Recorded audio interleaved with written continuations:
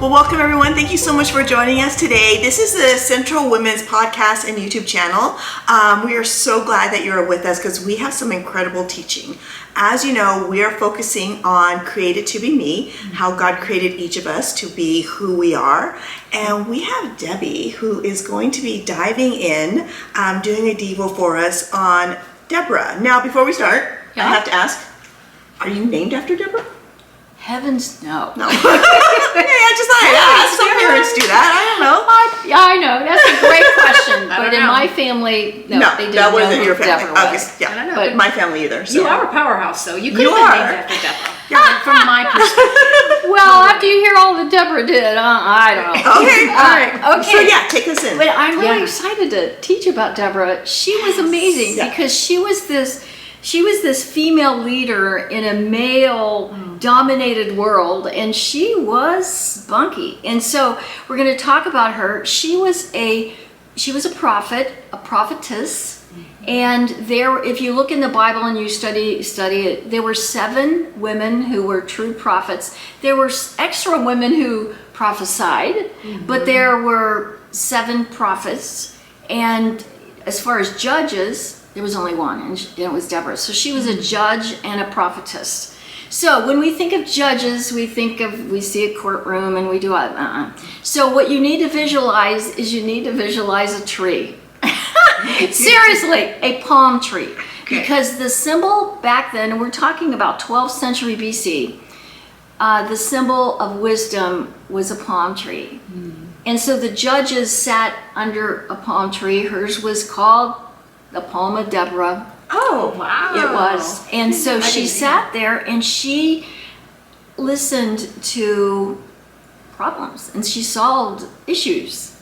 If I could say it, maybe the Judge Judy. But there's a difference because judges back then, they made big military decisions, governmental decisions, and these land and disputes type of decisions. So most of her time was with the line that, she's under the tree and there's a big line of people who have like civil type things to bring to her. But she was disturbed because for 20 years, the king of Canaan was absolutely oppressing the Israelites for 20 years. And so she said, you know what? Enough is enough. So King Jabin was just causing all kinds of havoc.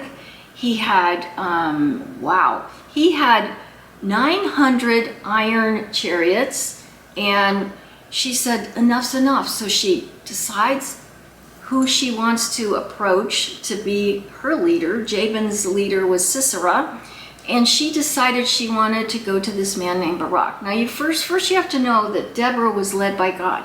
She loved God, and she was led by God to do things. And she wanted to choose another man who was somebody who was led by God. She goes to Barak, and she asks Barak, would you do this? And well, that's a pretty big ask when you have 900 iron chariots, and it's like, ooh. But she asked him, and this is how it went. I will go. Barak says to her, if you go with me, I will go. But if you don't go with me, I won't go. So spunky lady Debra says, I'll go with you, but because of the way you're going about this, the honor will not be yours, for the Lord will hand Sisera over to a woman. Now, we don't know then what that means, but that's what she said. And then the whole planning starts, and lo and behold, guess what? It worked. It worked. They steered Sisera's army in another direction, but all of the men, every single one, went down with the sword. And so God was with them. God was with Barak. God was with Debra, and every single one of them, part of the militia, went down, but one person didn't. And that was Sisera, who was the military leader. So he thought, I'm going to sneak away, and I know somebody who's going to kind of take care of me, and I'm going to go to this person's tent, and it'll all be good, and I'll go into hiding. So he gets there, and lo and behold, he gets to Heber, the tent of Heber, and the tents of Heber, and his wife was there, and her name is Jael, not spelled Jail, but Jael. And he gets to Jael, and he says to her, and he thinks he can trust her. You watch the tent door. I'm exhausted. She said, I'll get you some milk.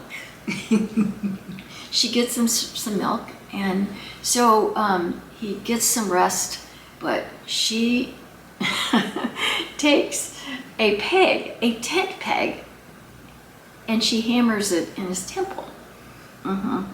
Another spunky lady. And now we know why Debra says, for the Lord will hand Sisera over to a woman, and that woman was her. Whoa! Okay, so we have these. I obviously want to, the emphasis here is Deborah, but Jael was pretty spunky too. And I asked the question what if she would not have followed God? What if she would not have used her leadership skills and who she was created to be? And she was very confident in who she was to do what she did, because this is what is just amazing. Judges 4 tells the whole story. Judges 5 is a song that recaps the whole thing. And at the beginning of Judges 4, it talks about Deborah saying, enough is enough. There have been 20 years of oppression. We're not going to have any more. And at the end of Judges 5, it says that this brought peace to Israel for 40 years. Wow. She followed God. She followed who she was created to be. And it brought peace for 40 years. So, what do we do with this, ladies? We're not Deborahs. Yes. We don't like seek after a plan to attack 900 iron chariots and go after men and recruit people like this and do this. She did. What do we do when I ask these two ladies that I love and are very wise, who would be maybe could sit under palm trees in Arizona? No. What do we do with a story like this to ask ourselves who we were created to be? Yeah. Who wants to go first? You want to go, Cassandra? Yeah, I mean, when I think about Deborah and how you've recaptured the story, really focusing on she was obviously close to God because she was hearing from God. She understood when God was speaking to her, and she was taking that time and doing that and being wise in that. But having the gumption to then speak what God is saying, because sometimes that takes especially a woman in a man's world. Yes. I mean, we all have experienced that at times.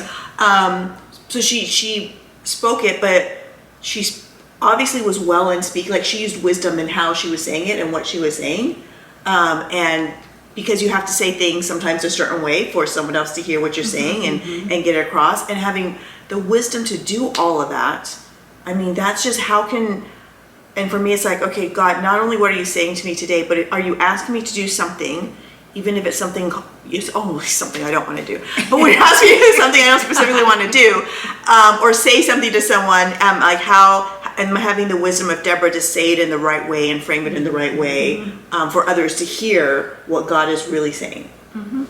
Love it. Yeah. Right. Love it. Yeah, agree with you 100%. Also just thinking she was bold. Yeah. And Very bold. And had faith because 900 chariots, like the odds obviously were against them. And so just believing in what you were sharing, Cassandra, listening to the Lord and obeying, and just the odds were against her. And I think many times in our life when we hear God, sometimes you're like, oh, I can't, that doesn't seem possible. Yeah. Well, God is the man of impossible, right? Yes. He wants us to listen to him, and he will do the rest and obey, not just listen but obey. So that really strikes me as the odds were against her, and she still went ahead because she had faith. And if you go back, and I hope you read Judges 4 and Judges 5, but if you go back and read Judges 4, you can see that she was an encourager to Barak. No, you can do this. Like, our God is with us. He's with me, he's with us, he's behind us, he's in front of us, and she reminded him of that. So a true leader is an encourager. She was a natural encourager. She was a natural encourager. Yeah. Yeah. So she was created that way. That's the story of Debra. I love it. Thank you so much. You gonna tell everybody how they can keep going? Oh yeah, so you can, if you enjoyed this, subscribe, like, whether you're watching on the podcast or the YouTube, however you're catching it. And we'll be back again next Tuesday with another episode. Yeah. And don't forget to read Judges 4 and 5. I think you'll find it very fascinating and very encouraging. Yes. Get in the Word and God will speak to you. Yeah, absolutely. And Ephesians 2:10. Yeah. Yes. Because that's what we're basing the whole study on. Go to Ephesians 2:10. Yes. So, That was great. Because you all are amazing. You have great things to do for the Lord. yes, we want you to understand through this series to be reminded of how you were created to be. Yes. So, bye, ladies. Bye. See you next time.